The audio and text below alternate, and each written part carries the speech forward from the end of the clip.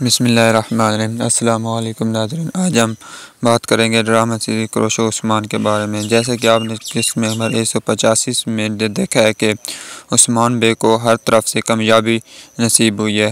اب ہم بات کریں گے آنے والی قسط کے بارے میں۔ 186 کا ٹریلر 1 آ چکا ہے، جس کے مطابق عثمان بے یہ کہہ رہے ہیں کہ ہم نے ان کی منگولوں کی تمام سازشوں کو ناکام کر دیا ہے، اور آگے یہ بھی دکھایا گیا کہ اس میں بے احسن خاتون بھی اپنے قبیلے کی طرف واپس جا رہی ہوتی ہے، اور عثمان بے یہ کہتے ہیں کہ میں تم لوگوں کی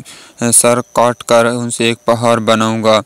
اور جیسے کہ قسط نمبر 85 کے اینڈ میں دکھایا گیا تھا، اولوگان خان کو عثمان بے اس کے سینے میں تلوار پیوست کر دیتے ہیں، لیکن آنے والے قسط کے ٹریلر میں یہ بھی دکھایا گیا ہے کہ عثمان بے نے اولوگان کو جو تلوار ماری لگائی ہے اس کا زخم بہت اتنا گہرا نہیں تھا، جس کی وجہ سے اولوگا خان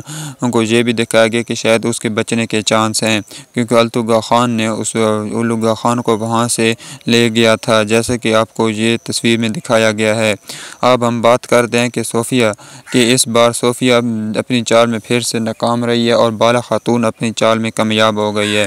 جیسے ہی صوفیہ بالا خاتون کے پیچھے گئی تو بالا خاتون نے اس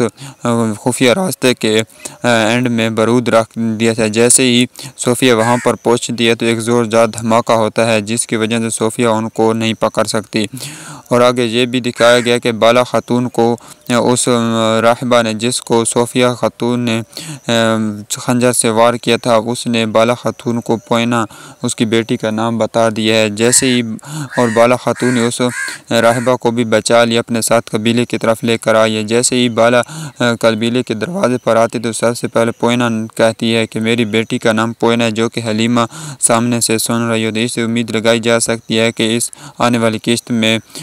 حلیمہ کا راز فاش ہو جائے، اور اس کے آگے یہ بھی دکھایا گیا کہ صوفیہ خاتون نے پھر ایک نئی چال چلی، جس میں اس نے منگول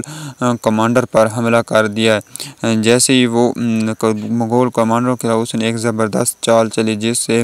ان کا اندیشہ منگولوں کا عثمان بے کی طرف ہو جائے گا، اور عثمان بے کے وہ قبیلے پر حملہ کرنے کے لیے آ رہے ہوتے ہیں، لیکن اس بار وہ ناکام ہو گئے، کیونکہ عثمان بے کو اس مرتبہ ان کی سب چالوں کا پتہ ہوتا ہے۔ جیسے ہی ساروگا عثمان بے کے قبیلے میں آتا ہے تو عثمان بے پہلے سے ہی تیار ہوتے ہیں، اور وہ وہاں پر حیران رہ جاتا ہے، ہکا بکا رہ جاتا ہے، عثمان بے اس کو پکڑ لیں گے۔